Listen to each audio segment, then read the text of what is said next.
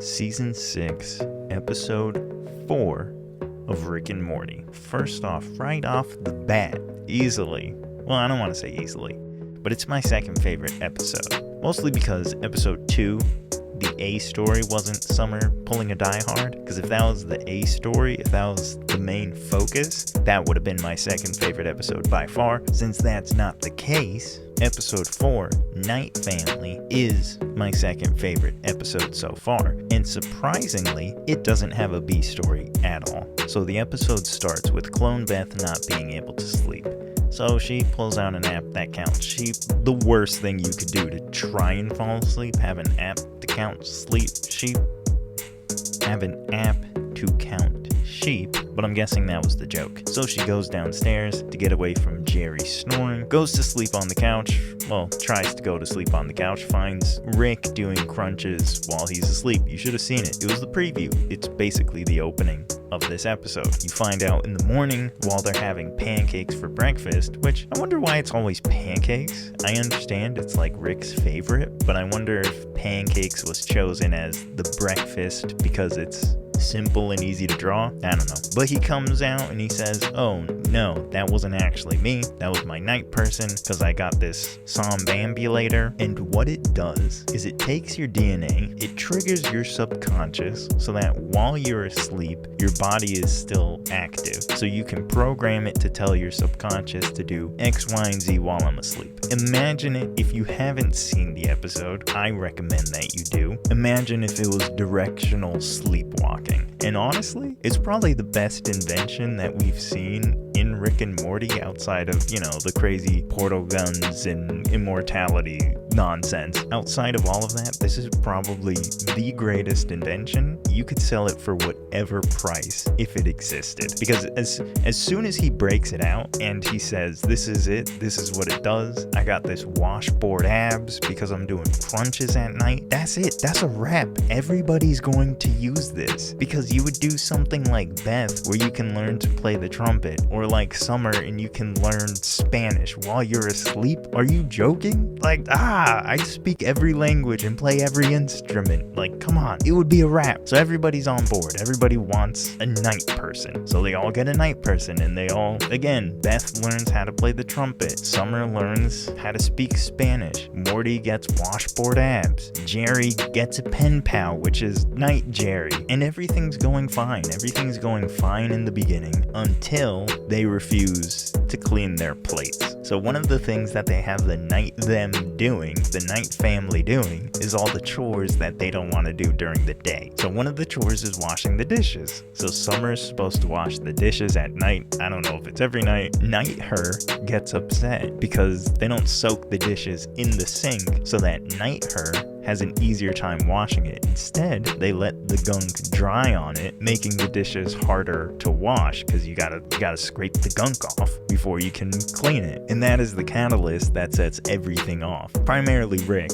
refuses to do this. So what you learn from Jerry's pen pal, being night version of himself, is that Night Summer asked if they would pre-soak the dishes for her. And Rick was like, nah, we're not doing that. They're meant to do the stuff that we don't want to do during the day. What you find out by that is that these night versions have basically their own personalities and consciousness and stuff. So everything goes downhill from here. Night version of Summer is the leader of the family, and she basically makes a revolt in an uprising against the day family so that they can take over the day and make them night versions for them. And one of the things that they do to get their message across, they woke him up at night, strapped to a bed, and fed him the gunk stuck on the plate to get their message across that, hey, we ain't putting up with you, dog. And from there, in classic Rick and Morty style, it just escalates and escalates and escalates to the point where Night Summer and the Night family is trying to take over the Day family by taking the Sombulator, or whatever it's called, I don't remember, and expanding its reach to encompass basically the entire Earth so that they can always control their subconscious, so that they can always always be night versions of themselves so that the night people can live during the day. Because right now,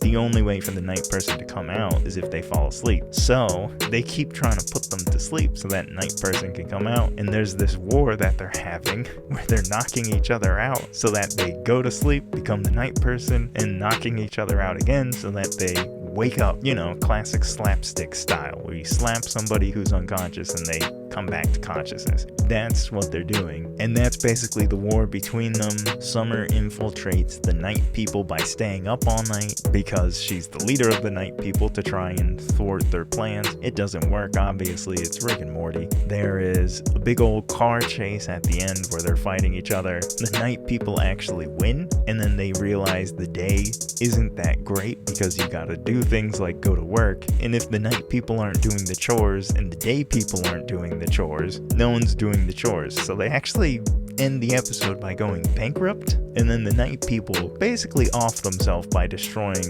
the zombulator. They destroy it basically so that they don't exist anymore. So now the family is stuck, the only versions of themselves again, and they're bankrupt now.